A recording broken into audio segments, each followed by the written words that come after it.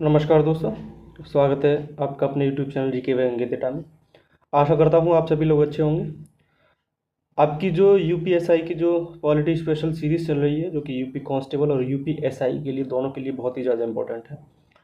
इसमें जो आज हमारा चैप्टर है 9, इसमें संघ राज्य के अधीन जो सेवाएं हैं, जो आपका संघ लोक सेवा आयोग और राज्य लोक सेवा आयोग, जो आपका यूपीएससी और स्टेट पीसीएस वगैरह जो होता है, उसके बारे में हम जानेंगे कि उनके अध्यक्ष वगैरह की नियुक्ति कैसे होती है। और भी जो अन्य महत्वपूर्ण प्रश्न होंगे जो पीवाईक्यू में आपके यूपीएसआई की परीक्षा में बने होंगे, उसको हम डिटेल में समझेंगे। ज़्यादा बड़ा टॉपिक नहीं है लेकिन इम्पोर्टेंट है। ठीक है, शुरुआत करते हैं। चलिए बात की जाए तो पहला प्रश्न है, निम्न में से कौन सी अखिल भारतीय सेवा नहीं है, आपको बताना है। तो भारतीय वन सेवा, भारतीय प्रशासनिक सेवा, भारतीय विदेश सेवा और भारतीय पुलिस सेवा। इसमें आपका सी ऑप्शन बिल्कुल सही हो जाएगा। भारतीय विदेश सेवा जो है वो आपकी प्रशासनिक सेवा नहीं है। ठीक है, तो आपकी कितनी प्रशासनिक सेवाएं हैं? तो 3 प्रशासनिक सेवाएं हैं।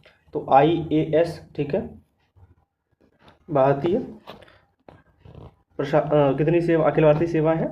तो पहली है आपकी भारतीय प्रशासनिक सेवा, दूसरी है IPS यानी कि इंडियन पुलिस सर्विस, भारतीय पुलिस सेवा, तीसरी है आपकी इंडियन फॉरेस्ट सर्विस यानी कि भारतीय वन सेवा। ठीक है, बात की जाए अखिल भारतीय सेवा अधिनियम कब आया था, तो आपका जो अखिल भारतीय सेवा जो अधिनियम है वो वर्ष 1951 में आया था। ठीक है, इस बात को आप ध्यान रखेंगे, बहुत ही महत्वपूर्ण है।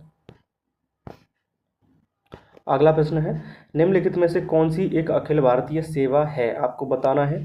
तो इसमें से कौन सी है? तो आपका सी ऑप्शन बिल्कुल सही हो जाएगा, भारतीय वन सेवा। मैंने आपको 3 बताई थी। ठीक है, तो 3 बताई थी मैंने, IAS, IPS और IFS। ठीक है, प्रशासनिक सेवा, भारतीय पुलिस सेवा और भारतीय वन सेवा, ये 3 बताई थी जो कि अखिल भारतीय सेवा के अंतर्गत आती हैं। ठीक है, तो इनमें से सी ऑप्शन सही हो जाएगा। अगला प्रश्न है, संघ लोक सेवा आयोग के अध्यक्ष और सदस्यों के वेतन, भत्ते और पेंशन सहित जो पूरे खर्चों को किसके द्वारा पूरा किया जाता है, ये आपको बताना है। तो इसमें आपका ए ऑप्शन बिल्कुल सही हो जाएगा। जो भारत के जो समेकित कोष है, जो भारत का समेकित कोष है यानी कि कंसोलिडेटेड फंड ऑफ इंडिया है, उसके द्वारा इसको पूरा किया जाता है। ठीक है, बात की जाए तो आपका जो संघ लोक सेवा आयोग है उसका जिक्र कहाँ दिया गया है, तो इसका जिक्र संविधान के भाग 14 में अनुच्छेद 315 से 323, 315 से लेकर 323 के बीच इसका जिक्र दिया गया है। यूपीएससी पूछ ले तो आपसे, तो यूपीएससी 315 में है, लेकिन और भी जो अन्य चीज़ें हैं वो आपके 323 तक दी गई हैं, इस बात का आप ध्यान रखेंगे। ठीक है, और इसके जो कर्मचारियों के, जो सदस्यों के जो वेतन, भत्ते और पेंशन होते हैं वो भारत की समेकित कोष है, इसको पूरा किया जाता है, इस बात को आप ध्यान रखेंगे। अगला प्रश्न है, संघ लोक सेवा आयोग किसके अनुरोध पर किसी राज्य की सभी या किसी भी ज़रूरतों को पूरा करता है, तो आपको बताना है। तो इसमें आपका बी ऑप्शन बिल्कुल सही हो जाएगा। जो राज्य का जो राज्यपाल है उसकी अनुरोध पर जो भी ज़रूरतें होती हैं संघ लोक सेवा आयोग के द्वारा उनको पूरा किया जाता है। ठीक है, इस बात को आप ध्यान रखेंगे। तो आपसे एक और मैं तथ्य के लिए एक और जानकारी बता दूं। ठीक है, मैंने अभी क्या बताया था, तो कौन से भाग में है संघ लोक सेवा आयोग, वो आपका जो किस में है, तो ये आपका भाग 14 में है। अनुच्छेद की बात कर ले तो अनुच्छेद 315 में इसका जिक्र किया गया है। अगला प्रश्न है, भारत में सशस्त्र बल न्यायाधिकरण की स्थापना किस वर्ष की गई थी? ठीक है, तो ये आपको बताना है। तो भारत में जो सशस्त्र बल न्यायाधिकरण की जो स्थापना है वो सशस्त्र बल न्यायाधिकरण अधिनियम 2007 के तहत की गई थी। 2007 अधिनियम किस वर्ष आया था? तो अधिनियम आया था आपका 2007 को, लेकिन ये लागू कब हुई? तो ये लागू हुई थी वर्ष 2009 को। ठीक है, तो आपका जो डी ऑप्शन है बिल्कुल ठीक हो जाएगा, इस बात को आप ध्यान रखेंगे। ठीक है, अगला प्रश्न है, भारतीय संविधान के निम्नलिखित में से किस भाग में संघ लोक सेवा आयोग से संबंधित प्रावधान दिए गए हैं? तो मैंने आपको पहले ही बताया था, बी ऑप्शन बिल्कुल सही हो जाएगा। ठीक है, जो भारतीय संविधान का भाग 14 है, इसमें संघ लोक सेवा आयोग से जो संबंधित जो प्रावधान हैं वो आपके दिए गए हैं। ठीक है, इस बात को आप ध्यान रखेंगे। अनुच्छेद की बात कर लें तो अनुच्छेद 315 से लेके 323 तक इनका जिक्र दिया गया है। ठीक है, देखिए यहाँ पर मैं एक और अन्य जानकारी आपके साथ साझा करना चाहूँगा।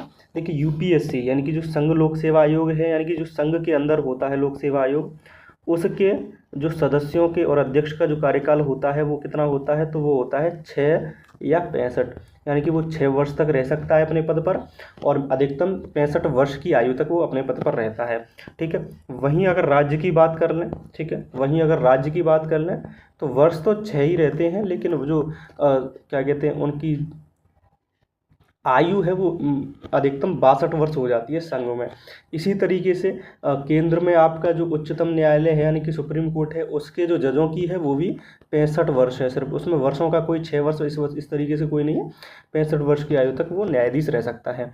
और इसी तरीके से राज्य का जो है वो 62 वर्ष तक अपनी अधिकतम आयु तक वो उच्च न्यायालय जो हाई कोर्ट होते हैं राज्य में उन पर वो रह सकता है। तो इसी के साथ मैंने कोरिलेट करके आपको बता दिया। कोरिलेट करके कोई भी चीज़ पढ़ेंगे तो आपको लंबे समय तक याद रहेगी। दोबारा से देखते हैं, जो संघ लोक सेवा आयोग के जो अध्यक्ष और सदस्यों का जो कार्यकाल होता है वो 6-65 होता है। राज्य की बात कर लें तो वो 6-62 होता है। उसी तरीके से वहाँ से 65 जो आपका किस में, तो सुप्रीम कोर्ट में 65 वर्ष होता है और हाई कोर्ट में 62 वर्ष होता है। इस बात को ध्यान रखेंगे।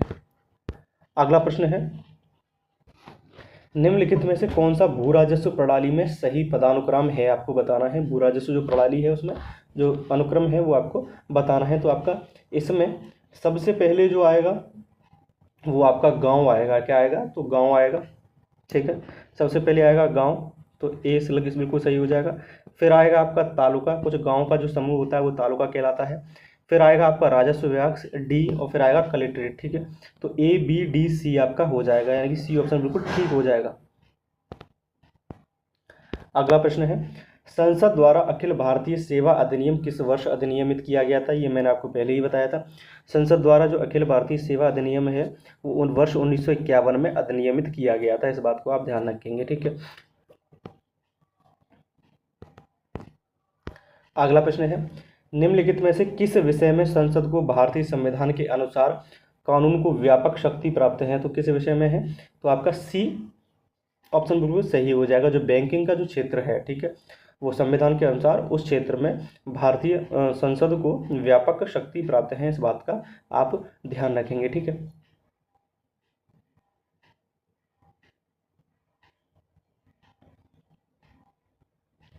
ठीक है, सी ऑप्शन बिल्कुल सही हो जाएगा।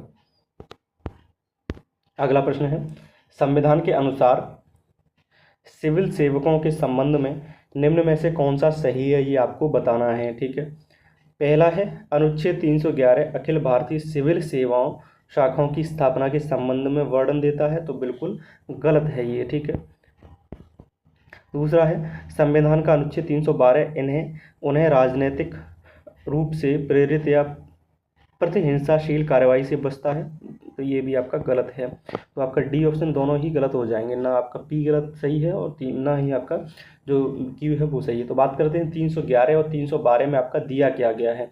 तो 312 में आपका जो संघ या राज्य के अधीन जो सिविल हैसियत में जो व्यक्ति होते हैं उनको पद से हटाया जाना इसमें दिया गया है। 312 की बात कर लें तो इसमें अखिल भारतीय सेवा 42वें संविधान संशोधन अधिनियम 1976 द्वारा इसमें संशोधन किया गया था। ठीक है, इस बात को आप ध्यान रखेंगे। अगला प्रश्न है, इनमें से कौन सी ऐसी विधि है जिसके माध्यम से संघ लोक सेवा आयोग केंद्रीय और अखिल भारतीय सेवाओं को भर्ती नहीं करता है, आपको बताना है।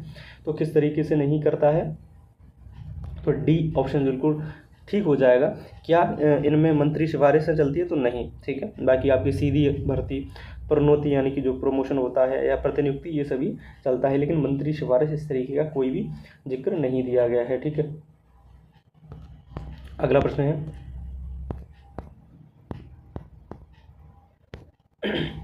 प्रत्येक मंत्रालय या सरकारी संगठन का मुख्य सतर्कता अधिकारी अनियमितताओं की निगरानी करता है और डैश को सूचित करता है। तो ये किसको सूचित करता है, तो ये आपका ए ऑप्शन बिल्कुल सही हो जाएगा। केंद्रीय सतर्कता आयोग को सूचित करता है जो अधिकारी होगा, जो मुख्य सतर्कता अधिकारी होगा। सीधी सी बात है, अपने विभाग को ही सूचित करेगा। बात की जाए केंद्रीय सतर्कता आयोग की, किसकी, केंद्रीय सतर्कता आयोग की, तो इसकी स्थापना कब की गई थी? तो इसकी स्थापना वर्ष 1964 में की गई थी। इस बात को आप ध्यान रखेंगे, ठीक है। इसके स्थापना ठीक है, क्यों की गई थी? क्योंकि जो भी अधिकारी इसकी मतलब भ्रष्टाचार संबंधित जितनी भी होंगी वो चीज़ें को देखने का कार्य करता है, ठीक है। और जो केंद्रीय सतर्कता आयोग है वो अपनी रिपोर्ट किसको सौंपता है? तो वो अपनी रिपोर्ट सौंपता है किसको? तो राष्ट्रपति को सौंपता है। ये प्रश्न आपका कई बार पूछा जाता है, इसको आप ध्यान रखेंगे, ठीक है। किसको सौंपेगा? तो राष्ट्रपति को। अगला प्रश्न है,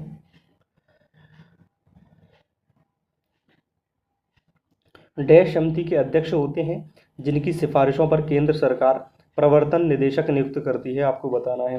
तो आपका डी ऑप्शन सही हो जाएगा। तो कौन? तो केंद्रीय सतर्कता आयुक्त समिति के अध्यक्ष होते हैं जिनकी सिफारिश पर केंद्र सरकार प्रवर्तन निदेशक नियुक्त करती है, ठीक है। तो मैंने आपको बताया कि किस वर्ष स्थापित किया गया था केंद्रीय सतर्कता आयोग, तो वर्ष 1964 को इसकी स्थापना की गई थी। वर्तमान में केंद्रीय सतर्कता जो मुख्य सतर्कता आयुक्त, ठीक है, मुख्य सतर्कता आयुक्त कौन है?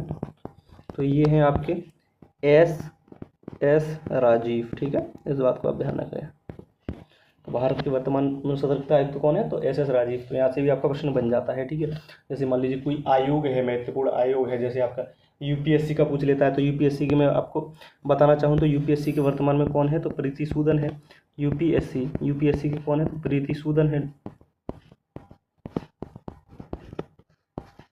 ठीक है। इस तरीके से महत्वपूर्ण जो आयोग हैं उनसे भी, उनके अध्यक्ष से भी आपका प्रश्न बन जाता है, इस बात को ध्यान रखेंगे। अगला प्रश्न है, निम्नलिखित में से कौन केंद्रीय मुख्य सूचना आयुक्त की नियुक्ति समिति का एक हिस्सा होता है? तो आपको बताना है।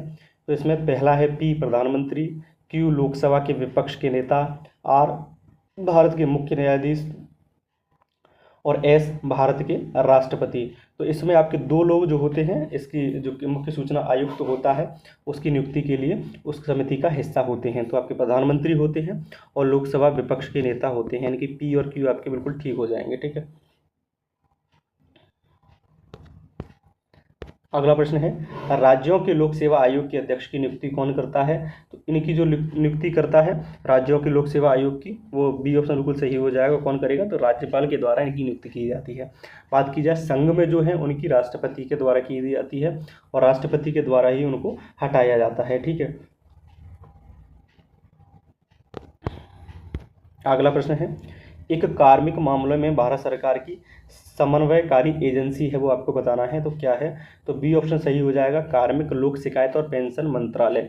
बी ऑप्शन बिल्कुल सही हो जाएगा। ये मंत्रालय आपका बहुत ही महत्वपूर्ण है, जो भर्ती, प्रशिक्षण, कैरियर विकास, इस तरीके की जितनी भी चीज़ें होती हैं, सेवानिवृत्ति के बाद जितनी भी पेंशन वगैरह जो होती हैं इसी मंत्रालय के द्वारा देखी जाती हैं। इस बात को आप ध्यान रखेंगे।